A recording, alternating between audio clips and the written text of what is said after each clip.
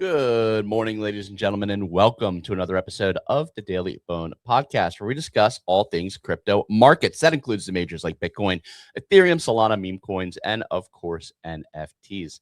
Today, we're going to discuss Tarrif War 2.0. We're going to talk about Vitalik selling his bags once again, and we're going to talk about what AI tokens we are targeting in this new meta. GM, welcome to another week. Not great price action, but we thank you all for joining us each and every day. If you're listening over on Twitter, on X, drop a like, give us a comment, let us know what you want to talk about today. Give us a bookmark, retweet us, push us out there in the algorithm. Every engagement helps. If you are listening over on YouTube, drop some comments, let us know what you want to talk about.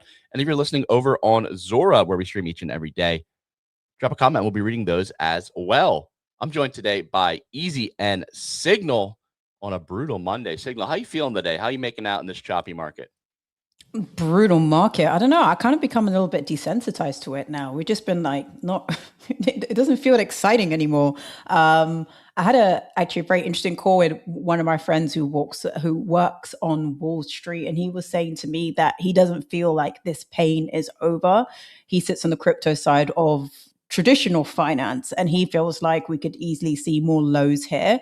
So the way I'm kind of thinking about this time right now is just, I remember the feeling of like accumulating and buying a bit more in the high 90s and just being like, eh, like vomiting in my mouth that I was buying in the 90s. And I'm trying to just hold that feeling in my head and just keep DCAing slowly around these levels. I know Ray, you and I were talking about it before the show. And I do feel like even though these prices might seem quite painful right now, I do think it's still a good accumulation phase. So that's kind of how I've been spending my time with crypto over the past weeks or so.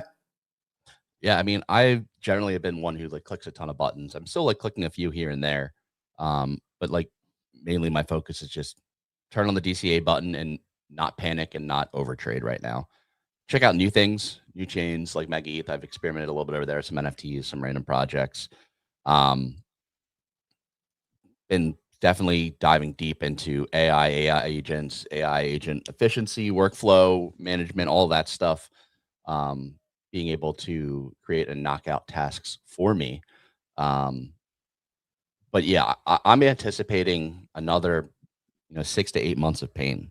And the way I look at it is the previous cycle, I wasn't like super confident, well positioned to DCA into the crash. And now I am. And if Bitcoin continues to drop, we continue ramping up the DCA on a daily basis. And we target, October bottom maybe, and a rally from there. So like that's my thought process. Level up AI skills, stay on the bleeding edge of new products, new crypto products, new metas, and in the process, just accumulate Bitcoin. So that's been my strategy. We'll see if it pays off. There's a lot of different strategies out there. Right now, I'm just kind of reeling from all the snow we got up here in the Northeast, feeling a little homebound right now. The wife and kids are home with me, making noise downstairs. I get to work from home, of course, don't get the benefit of having the day off. And then I have to shovel the driveway later with my busted ankle so that my my wife does not have to. So I love it. Even with a busted ankle, you still don't get the day off shoveling the snow. Yeah, well, actually, I mean, I guess I really haven't told everyone on the show. My wife and I, we actually just got some good news. We got past our 18-month scan for our upcoming baby boy. So she can't shovel the driveway right now. I'm going to be the one doing it in my boot and all. Wait, what's that? Your seventh child? It will be my second. I love it. Ray was like, I have a busted ankle. Your wife is like, hold my beer. I'm pregnant and can't shovel snow. I love it. I love her. Congratulations, Ray. Yeah, thank you. I appreciate it. But she's gonna she would do it. I'm making sure she doesn't do it. Essentially, is my thought process. I can kind of like walk on it in a boot, so it's not terrible. Just gonna take a while.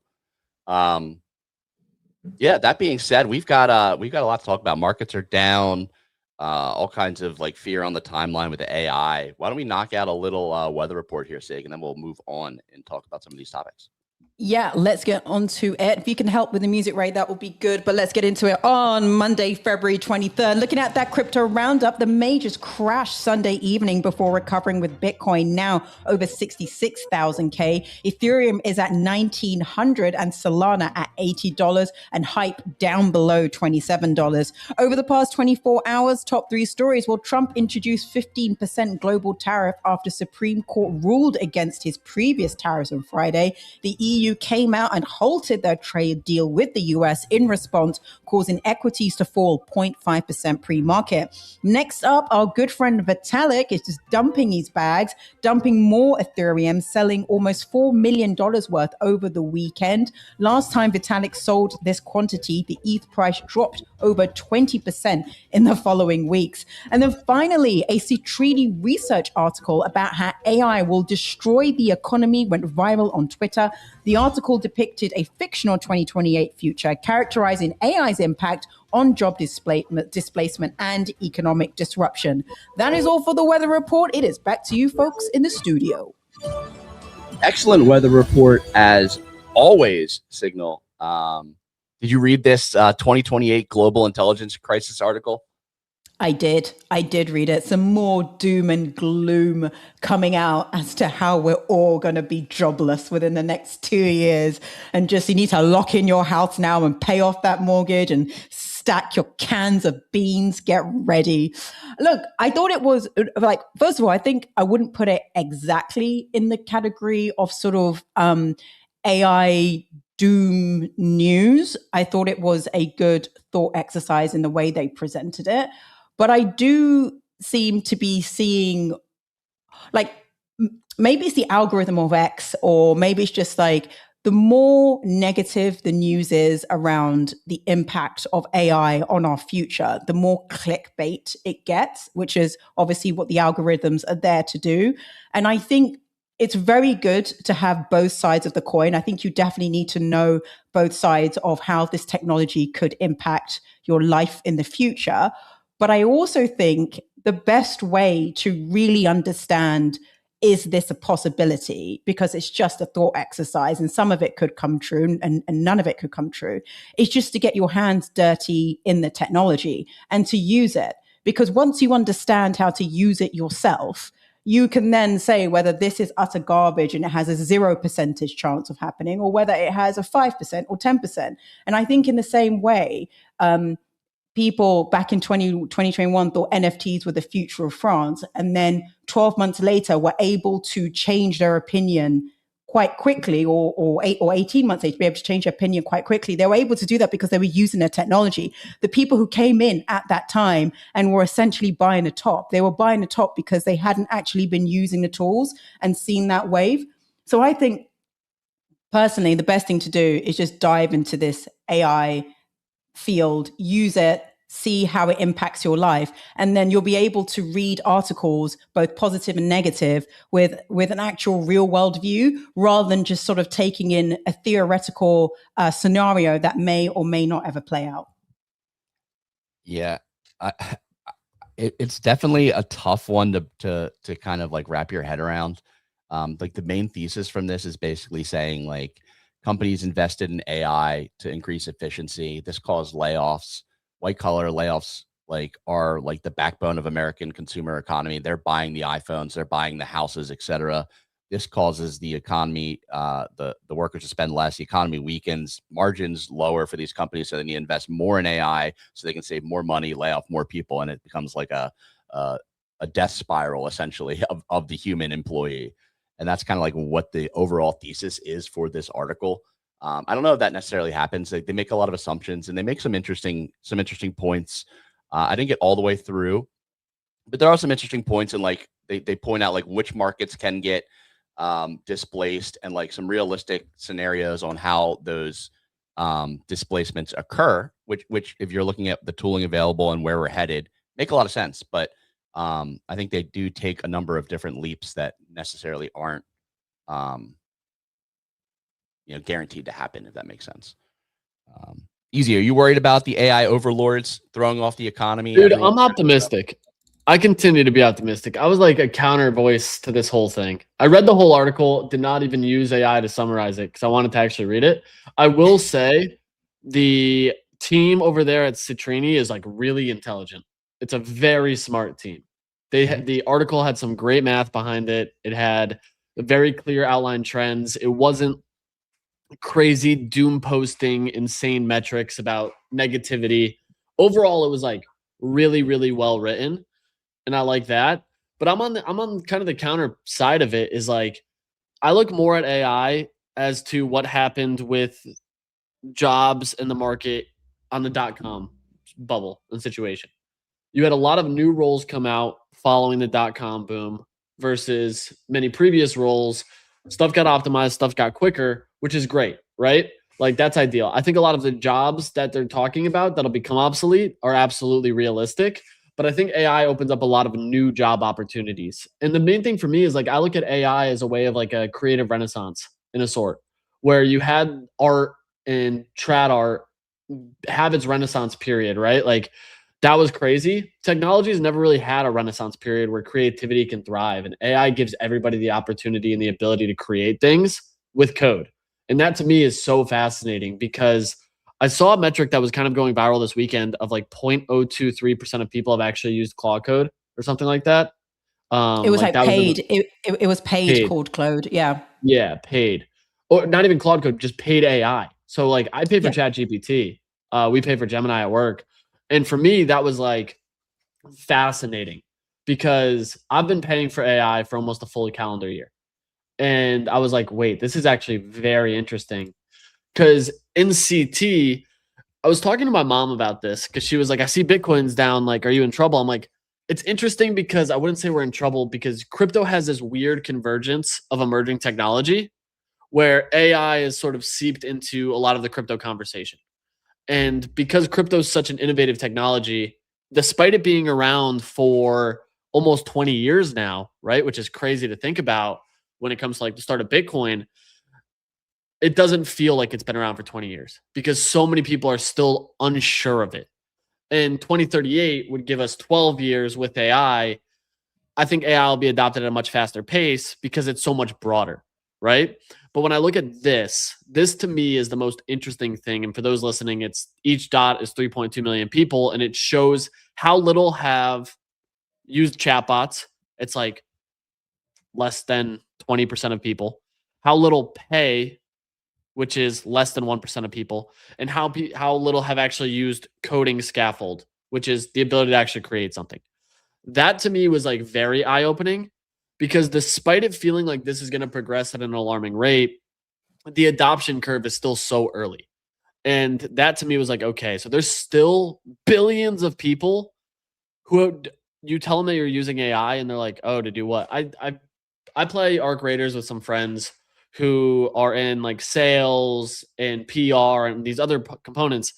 They use AI to write stuff, but they review stuff. And then I have one friend who's a software development manager, and he hates AI because he's like, all these junior devs just fire me AI slop, and I ask them what this block of code is, and they can't explain it to me.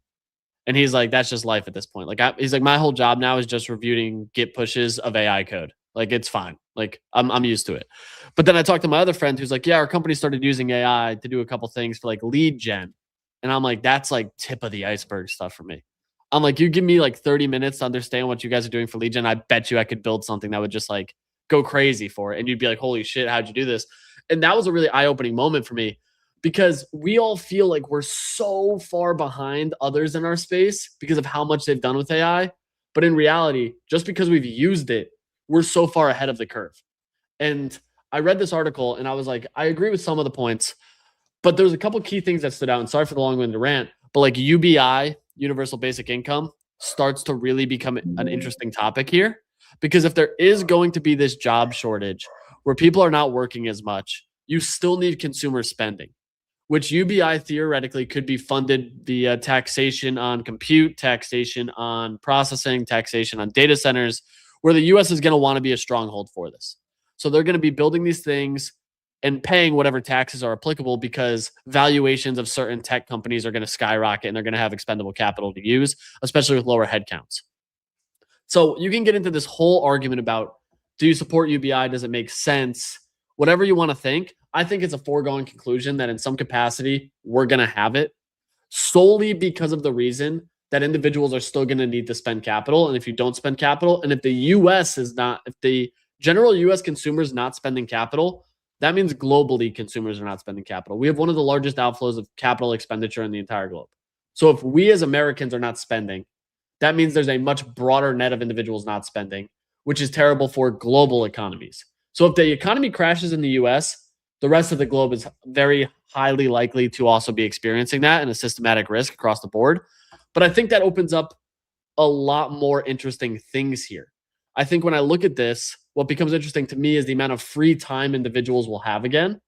And that in itself is extremely interesting because it opens up creativity. It increases happiness.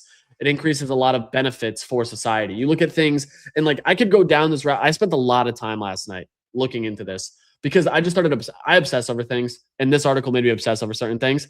But I even look at like the depopulation situation that's happening globally. And a large part of it is finance and lack of time. And those two things could theoretically have a cause and effect because of AI. More free time and UBI leads to positive finances, which could lead to more population growth across certain global aspects. So I'm like, there are positives that could stem from this. And I'm like, we're just doom posting a lot of this.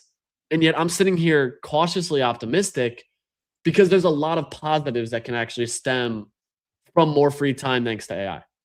I just completely disagree with the whole like UBI argument. Like having lived in socialist countries and seen what happens when people just receive money for free, people don't work. They don't want to work. I think you have to make people work. And so the UBI argument, I disagree with. I don't think it's good for humans just to receive. Well, I'm not saying there's a difference between is it good and is it going to happen? That's like two very separate points here. I'm not saying it's good. I'm saying that there is a very real chance that it becomes the norm. I just don't think countries who can't even pay pensions, where that is real money sitting in a pot, are all of a sudden going to have enough money to be able to pay the lower and the middle class money. Like, where is this money coming from? So that's question number one. And then question number two, sorry, but to Easy's point, first of all, I agree with everything that you said up until you talked about UBI. But my point is, I think a lot of these articles look at the present and just be like, this is everything that will disappear. I am looking at the landscape and I'll be able to say that this is going to disappear from this company and this role is going to go and these people will be made unemployed. One of the biggest things we learned from social media is that Instagram started off with people posting their breakfast. And I remember just thinking like, why the hell would anyone be, care about somebody posting their breakfast? Like, it didn't make sense. And then lo and behold, a couple of years later, we have the creator economy. We have people earning so much money from just being a creator online and sharing their life or talking about their favorite hobby. In no way could we have predicted that was going to be the future of social media in the next 7 to 10 years after Instagram came out. And I think a lot of these articles are very good at looking at the present day and saying what will go away, but they never talk about what will replace it, because I think it's very difficult as humans to be able to predict what will come if we don't know what it is, if it hasn't been created. And this goes back to your point, Easy, of having like a creator renaissance. So that's what AI is going to enable. And I think, like, personally, it's better to spend more time looking at what could be, rather than spending your time looking at articles, which is just basically telling you that the entire lower middle class is not going to have a job and is going to be receiving UBI. I just don't think that's very good for anyone's sort of mindset when you're consuming it all the time in different forms of articles on X and across different platforms. So I think it's important to really look at like what you're consuming, question what you're consuming, and just think about other previous technologies and what has come out of them, which we could never have predicted. Yeah, I do think you're spot on here. I think a lot of it I do agree with. Like I said, the UBI situation isn't me saying I'm a fan of UBI. I would like at all. I just think that it's a more so foregone conclusion of a reality of the situation. Where the money comes from, a lot of things, like I mentioned, the taxation on AI is going to absolutely ramp, and businesses, regardless of where they're located, are going to try to drive some form of that, right? Especially because the US here wants to have more of the basis for AI and the support for it. So they're going to provide incentives as well, tax credits, other key components. There's going to be smaller companies, other things that end up having to pay into that. There's a lot of interesting dynamics that I don't think we've fully seen play out yet, which is why I'm like, okay, so there are situations where this is a reality. I think like you even kind of touched on was the digital renaissance, which I'm very interested in, because right now that article is basically like every mid-major to major corporation is just going to build their own SaaS of products they're paying for. Yes and no, because if you've built one of these apps, there's edge cases that don't make sense. Companies already have internal tooling that's unique to them. And coming from a corporate background myself, I've seen it play out. And a lot of times those apps suck. Like truthfully, they suck. Totally. And they're a headache. And you use them and you're like, this doesn't do X, Y, Z, and I need it to. And it still won't be easy for you to push that single one-off change in a corporation, which historically moves exponentially slower, right? Like they move so slow, and AI is going to speed up things, but it's not going to change some of the corporate bureaucracy that plays into it. And that to me is where my head is like, yeah, there will be things that are more efficient, but I also think there's going to be new jobs that are going to happen because of this. And I also think there's going to be roles that people actually enjoy. Like my buddy in HR doesn't fucking like reading healthcare reports every week. That's not fun to him, but it pays the bills. There's a more interesting dynamic with AI that will allow more people to do things they actually enjoy. And the biggest thing here that I'm like the most interested in is trades. I think the entire trade market, mechanics, plumbers, those types of things is going to absolutely skyrocket, because we're in an age of AI, right? We're not in an age of robotics that can automate a lot of that stuff. So those jobs have been in demand, have had a massive need as software and technology has increased. And there's huge job openings for those, where if AI is going to basically take over the world and more people are at home, more use of home appliances, more use of home situations leads to more things breaking, leads to a ton of different things where trades are going to be more needed. And that's a reality of the situation. I've always been a big proponent of like, I have 3 bachelor degrees because I'm a dumbass and kept going back to school. And my biggest thing was like, I wish I went to community college for the first 2 years solely to understand more and save money and be like, what do I actually want to fucking do? Like, I don't know. I'm an 18-year-old kid who's smoking weed out of a soda can. Like, I don't know if I want to be a fucking doctor. I don't know if I want to be a fucking lawyer. Like, what the fuck are we talking about here? And that to me was like a big wake-up call as I've gotten older, is like my brother went to trade school and he loved it. He was not a traditional school kid, did not do well in a classroom. If I have an issue with a car, I take it to him. And me and him grew up working on cars. And he's so much better at it than me. And when I talked to him about it, he was like, yeah, we probably had 30, 40 kids leave trade school while I was there. And that's a large number for a small trade school where we grew up. And it just showed me like there's still such a demand, where before, when I was much younger, trade schools were not as easy to get into. And then it was basically like, if you want to go to trade school, they'll let your ass in because they need workers in that department. So that's where I continue to think like new things are going to happen and change. And a lot of this stuff is going to look so different than it does 10 years ago. Just like 10 years ago, stuff looks so different than 10 years before that. New jobs, new opportunities. And I just think AI in general is, despite some of, we can go on another long-winded tangent here, the AI psychosis argument of people who have like AI relationships and use them for therapy, and how certain AI is way more empathetic than others and stuff like that. But I think there's going to be a lot of positives that come from it. What did you say, Ray? Said bring back 4.0. Have you looked at that like rabbit hole of people? Yeah, like, the whole Reddit of like them begging, and they brought it back for those people because it was way more empathetic and gave people like relationships. And there's a whole mess of that shit. We're like, dude, don't even get me wrong. Like, I've asked AI some things of just about life, and it's been great responses. But at the same time, I'm like, can you stop babying me in this conversation? Like, just fucking be blunt. Like, I'm not somebody who wants to just be like, yes, I completely agree. That's the best decision ever. Tell me the decision fucking sucks. Tell me this idea is awful. Like, stop just sugarcoating bullshit and be like, yeah, this is great. Let's do that instead. I'm like, you just say yes to everything. You're terrible. Like, you're an awful person. You're a yes man. So I think there will be changes and stuff will develop, and it will be better. Somebody said, does UBI include housing? I think the most interesting thing with housing in general is, I think as somebody who just bought a house, sadly, the housing market is due for a pullback across the board, but you're not going to see a pullback when you have a president who's insistent on cutting rates to 1%. Just not going to happen. I think in turn, what's actually going to happen is you'll have more stuff like FHA loans, more stuff that's leaning towards younger generations actually able to buy housing. because that's one of the biggest issues in the US right now, is that housing's gobbled up by corporate entities and younger individuals are struggling to purchase homes. Pending home sales just hit an all-time low in the United States. That number's going to go lower. That number's going to go lower. And this article that posits a future of doomerism is basically saying that mortgage companies can no longer lend on a 30-year basis because they're not so certain that these white-collar educated workers are going to be able to earn at the Get ready for the 100-year loan, Ray. So there's a lot of for it. There's a lot of things going on. Get ready for the 100-year loan. You own your house on paper, but the bank owns that thing. I'm telling you. Yeah. Some additions I want to make. I think I agree with Easy. I think that what's going to happen is we're going to see a reduction in the average work week. I think people are going to spend more time doing things themselves. I think people are it's going to be like the era of the side hustle, side gig.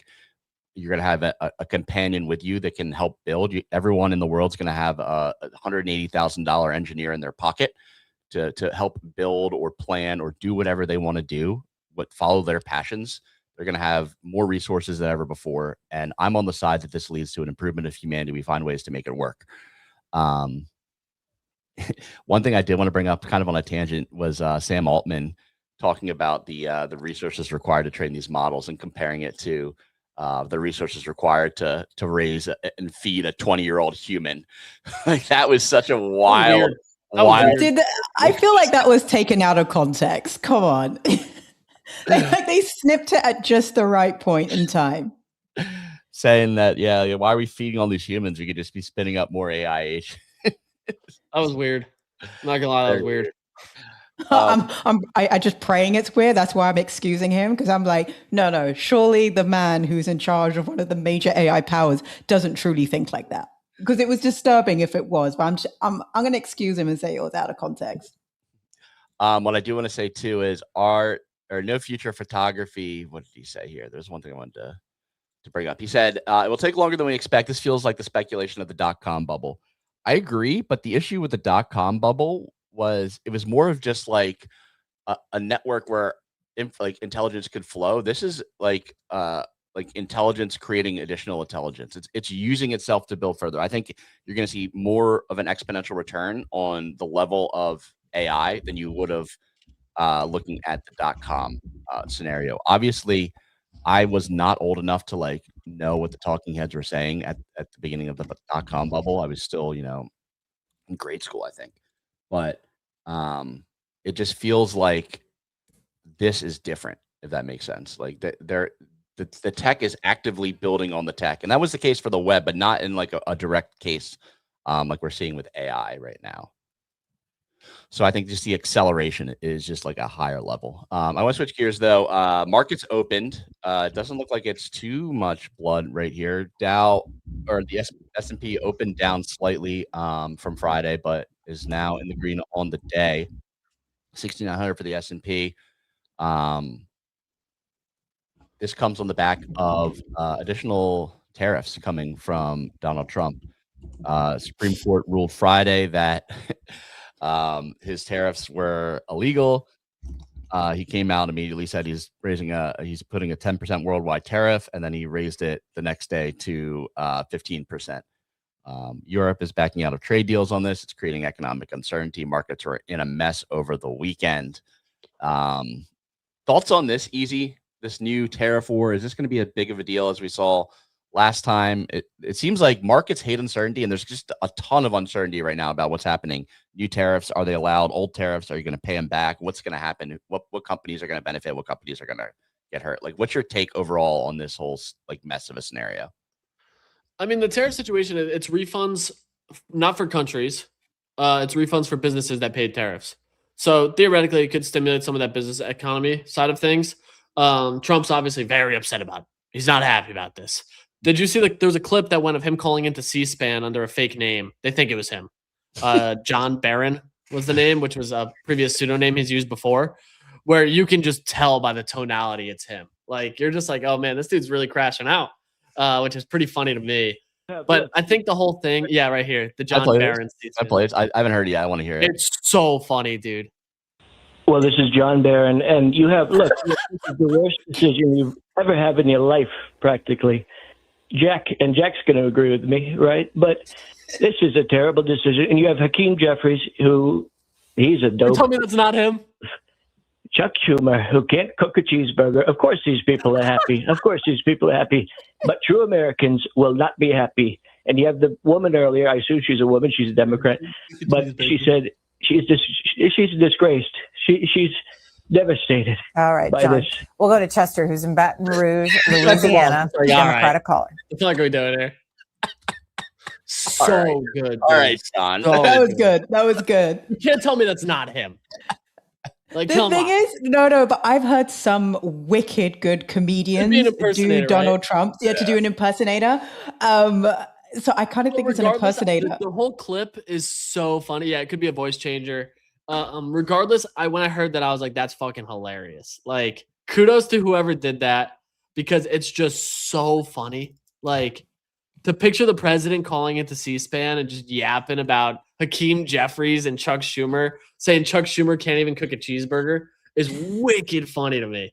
But yeah, I think the whole tariff thing it's understandable. Like, it is what it is. I'm not surprised that they cut it out. I'm not surprised that it was viewed as illegal.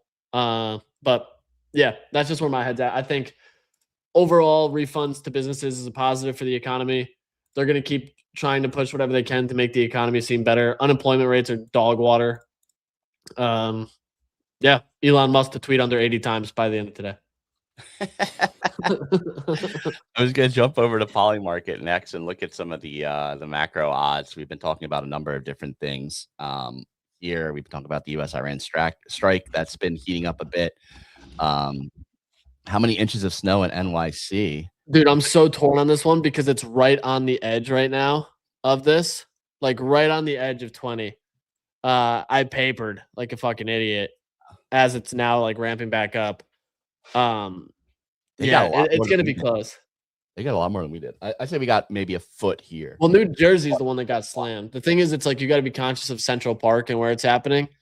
The travel ban lifts in like an hour and 20 minutes. There was some interesting markets yesterday, though, about the New York Stock Exchange. Will it be fully closed and will it be a delayed opening? The delayed opening last night got as high as 93%. And I was like talking with AI on it, just asking, has this ever happened before? It's had a delayed opening. Say that again. Easy. They will close the stock market if there's too much not the snow. actual stock market, the trading floor. So that's a separation.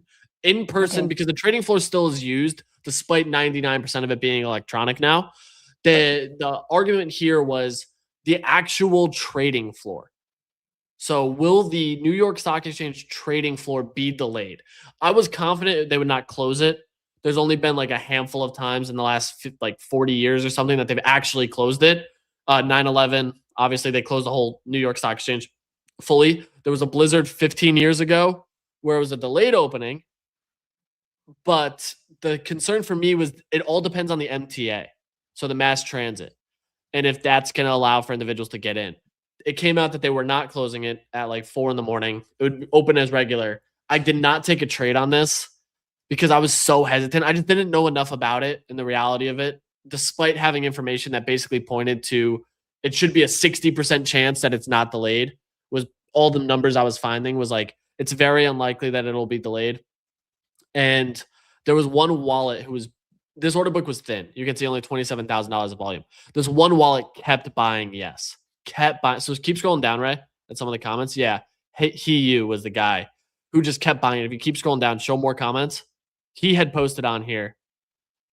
I'm not. Yeah, that sucks. You have to sign in. Go to top holders. Oh, he sold out.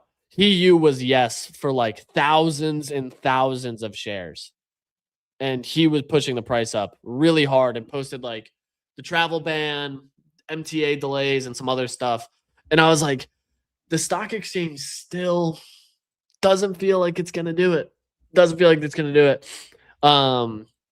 Yeah, so it was a pretty interesting market to follow. And I was glad to see a market like this because it was something unique and new where you actually have trends of historical data that you can act on it.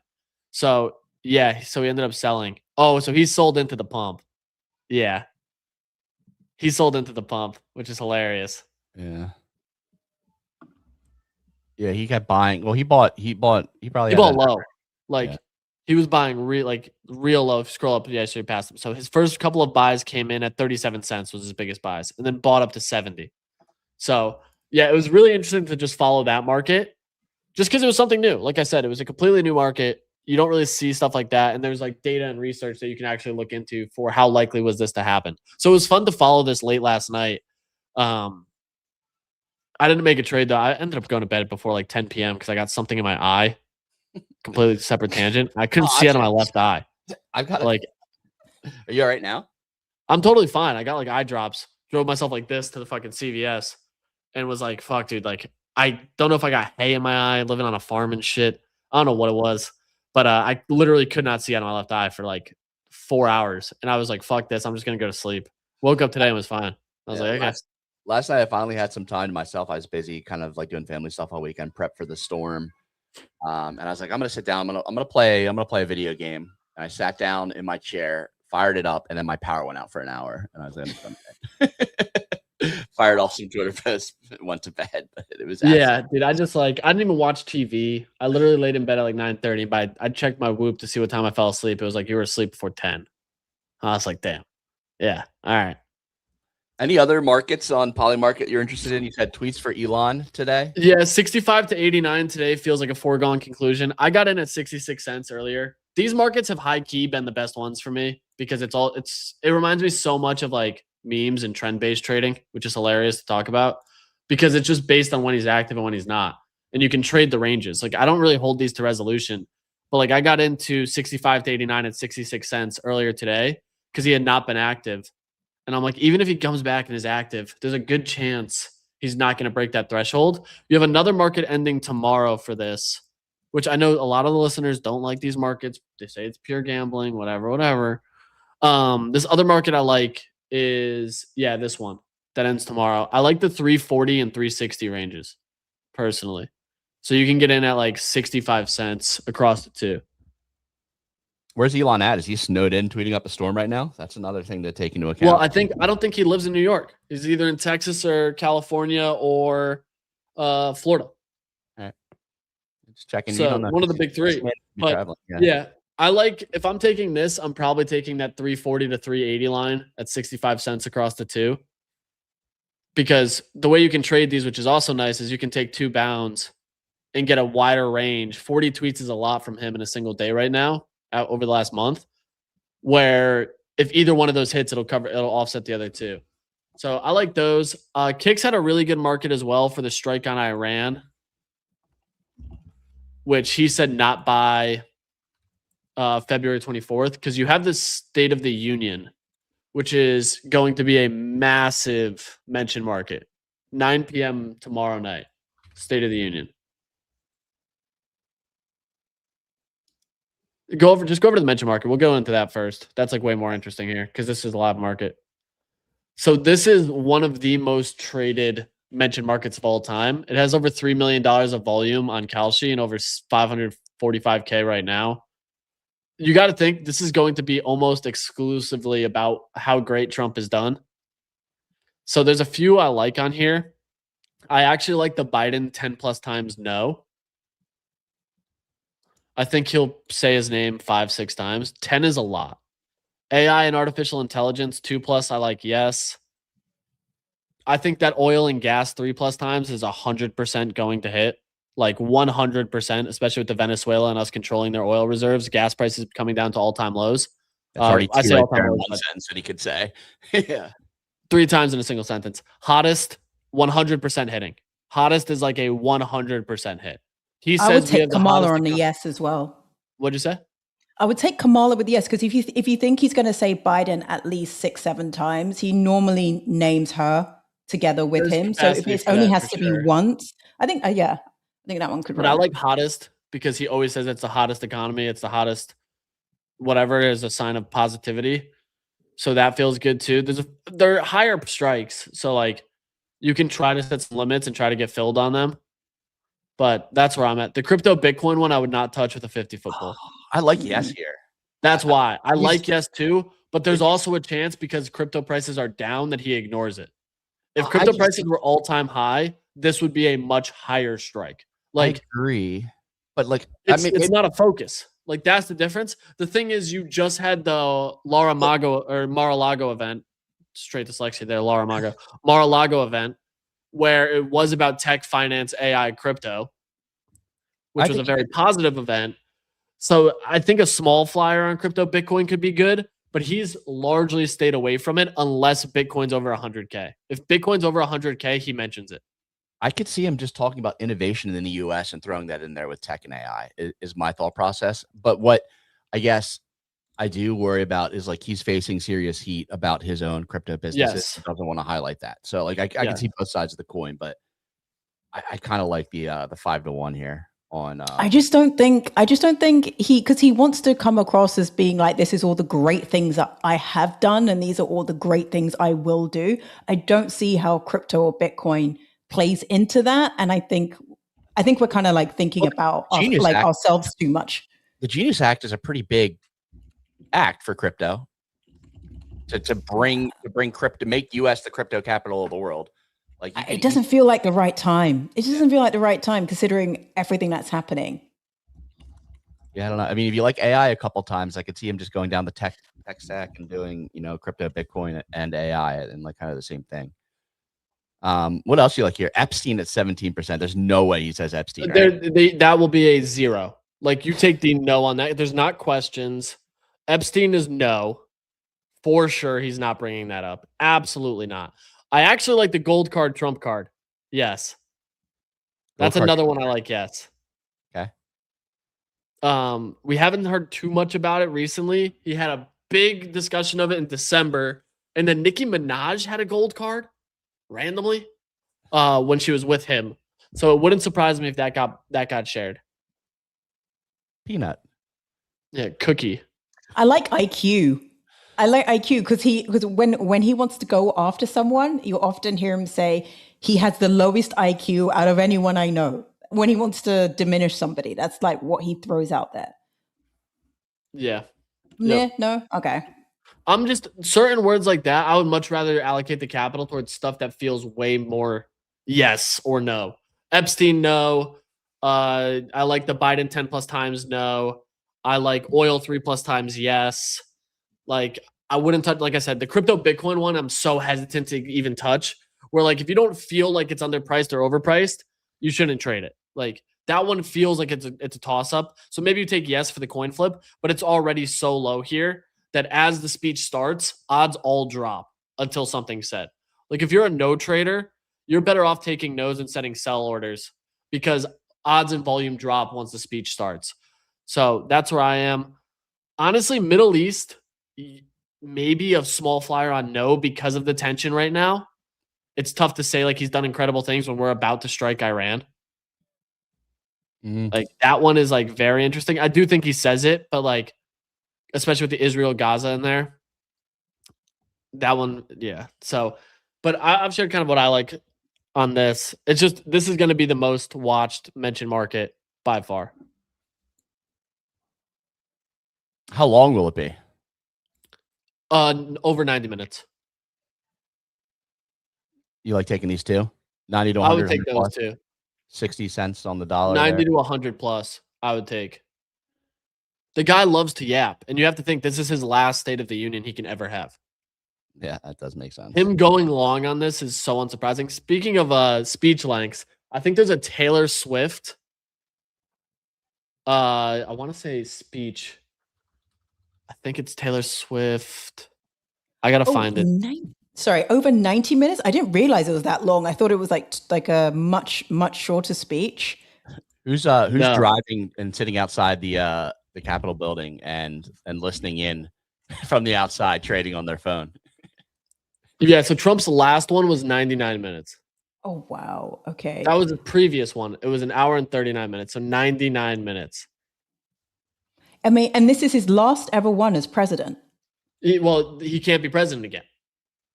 Right? No, but he still has another like 2.5 years. But you're saying he'll never give another one in the next 2.5 years? It might actually be every year. You might be right. Okay, so it'll be the last one this year. But speaking for over 90 minutes, God. His rallies. The thing that's crazy is his rallies go over 90 minutes. That's the thing is that this is Trump showboating him, his guy. First one is his second term. This is the big one. He thinks he's done all these incredible things. He just got the Nobel Peace Prize shared with him by the Venezuelan woman. I forget what her name is. I apologize. Just got that shared. He ended 6 wars. He has negotiated. Like, there's so many topics for him to riff on and go off of. And the dude rambles, man. The dude rambles. Like, the fact of the matter is he rambles. I'm going to change my mind, Ray. I think you could be right on crypto, but he'll just mention it as we're going to make the US a hub for, I agree with your theory, a hub for AI crypto. I didn't realize that he rambles for 90 minutes. That's a movie. That's like a movie. Okay, that's interesting. Okay, I might take a little bet at some of these later on. I'm going to have a look at them. You know what we need a poly market for right now? Who Zach XBT is going to name in his investigation dropping this Thursday. New tweet from Zach XBT this morning. Major investigation dropping February 26th on one of crypto's most profitable businesses, where multiple employees abused internal data to insider trade over a prolonged period of time. So I have to imagine there's a number of companies shaking in their boots right now. All of them. Yeah. I've seen a lot of speculation. People are saying, hey, this could be a centralized exchange. It could be a perp dex. It could be a token launchpad. It could be a trading bot. So like I'm seeing lots of speculation out in the wild right now about who this could be. We're going to have to see what's going on here. This is going to be a very interesting one indeed. Yeah. Moving on a bit more, I want to pull up Vitalik selling some Ethereum. We talked about this in the weather report. I want to highlight again just to talk about, like he basically front ran another drop last time he sold Ethereum. Looking at this chart here, ETH went from like 2.4K all the way down to like 1.7K last time he sold. He continues to sell this morning. I think he's well over $4 million worth of ETH he's sold, as the ETH price is sitting right around $1,900 right now. Concerns for ETH? Would you short ETH here easy? Let me pull up the chart. Are you trading any perps right now? No. No? Nope. I just don't see a need to. That's the big thing for me. I really just don't see a need to. I mean, looking at this, like, there's a pretty clear support level at 1550. That's kind of been there since 2023. I wouldn't be surprised if we test this. I kind of like a short on ETH here, which stinks because I'm holding a decent amount of ETH bags. Hype has been underperforming, which hasn't been great, as they've been one that's been overperforming for quite a bit.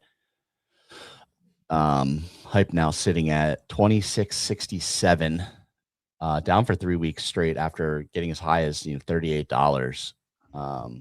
Buy the dip opportunity for Hype, or concerns here over the medium to long term?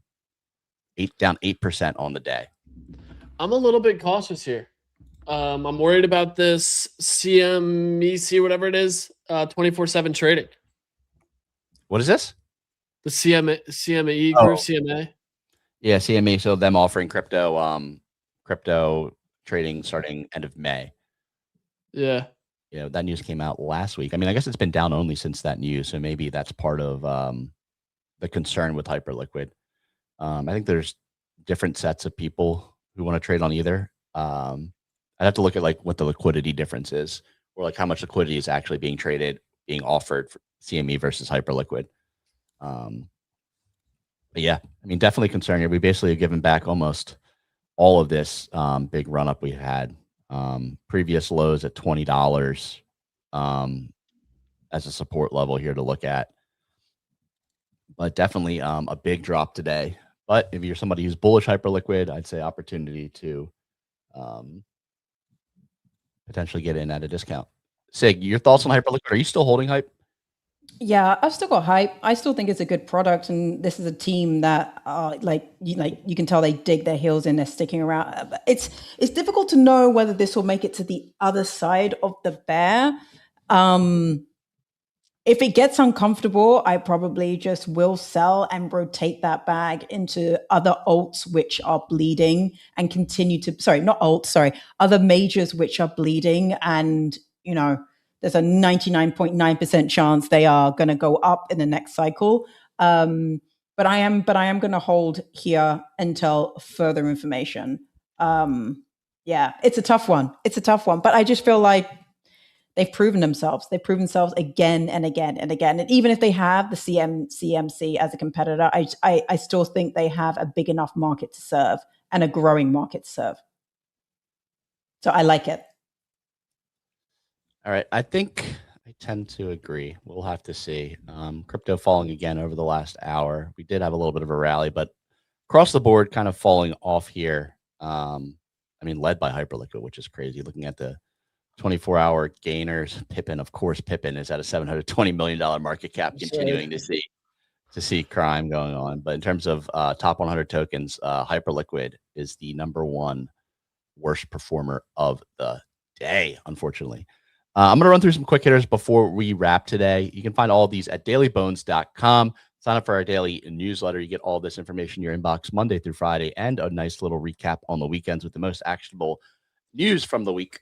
Quick hitters from the weekend include BitGear selling over $60 million worth of Bitcoin, the SEC adjusting the broker-dealer capital rules to make stablecoins more attractive in TradFi, X introducing a made with AI content disclosure, USDT is now on pace to have a second straight month of a declining market cap. The Bitcoin and Ethereum ETFs continued their weekly net outflow streaks. BGD Labs, the dev team behind the initial Aave contracts, announced they are leaving Aave in April. Gemini restructured, laying off 25% of its staff, and U.S. pending home sales, we talked about this earlier, fell to their lowest levels ever recorded. All that and more, dailybones.com, absolutely free. Get all this information in your inbox every single weekday.